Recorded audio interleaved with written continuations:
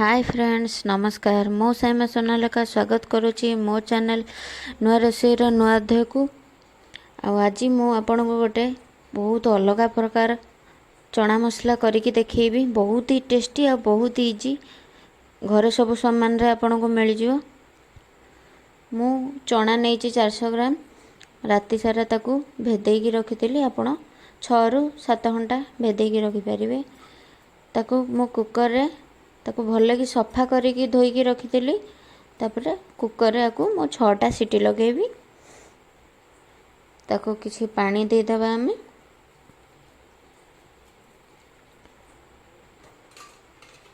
Medium flame रे आपण 6टा सीटी लगे देबे।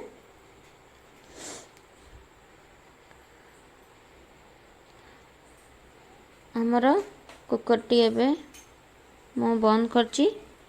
तापर हमर चना भल भाव सीझी जाइए। देखो मु किसी गोटे प्याज नहीं आ गोटे बड़ टमाटो किसी रसुण गोटे इंच अदा ताकू मु सबको भल भाव ग्राइंड करने भी आ कढ़ई को मु गरम करने को छाड़ी मसला याड बनाऊँगी। गोटे चम्मच लंका गुंड हाफ चम्मच हल्दी गुंड आ धनिया पाउडर गोटे चम्मच आम चाट मसला नहीं हाफ चम्मच आ जगह आप आमचूर पाउडर भी नहीं पारे आ गोलमरीच पाउडर हाफ चम्मच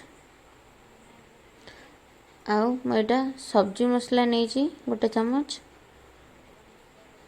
एटा गरम मसला नहीं हाफ चम्मच आ लुण स्वाद अनुसार।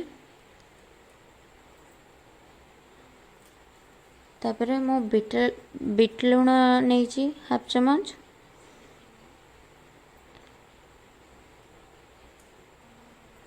आपको भल भाव मिसई देवे मसला गुड़ी को। तापर मो 3 ରୁ 4 चम्मच तेल नहीं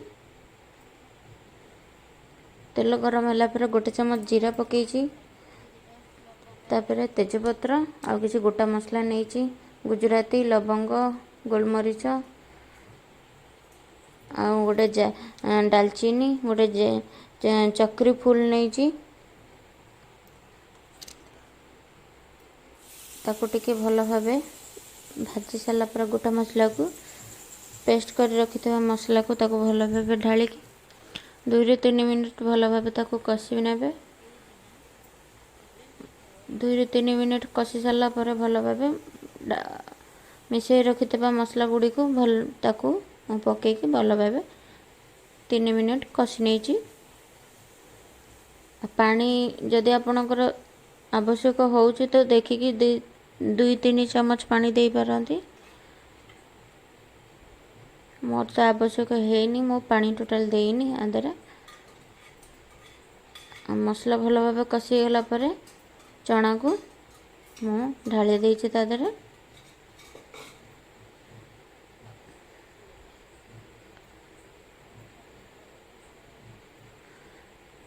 चना को ढाली सारा पर हाई फ्लेम रे आको 5 मिनिट भल भाव फुटिया को देवे। तापर आमर देखंतु केते गाढ़ा हो जाइए तरकारीटा। गैस फ्लेम ऑफ कर देछि। आ गोटे पैन बसैकी 2 चम्मच तेल गरम करछि। आपण जति ग्रेवी खाइबा को पसंद करेंगे से रखिए कारण ठंडा हो गला पर भी से आउरी गाढ़ा हो। मु तेल गरम हो गला पर किछि 5-6टी रसुण आ 2टा कंचा लंका पकईछि आ टिके हाफ चम्मच लंका गुंड जमी न जलिबो मु टिके पानी देकी ताको टिके फुटेकी तड़का लगेछि। आ धर बढ़िया टेस्ट आसी थाए आ कलर भी बहुत बढ़िया आसीबो। हमर प्रस्तुत हो जाइछि चना मसला।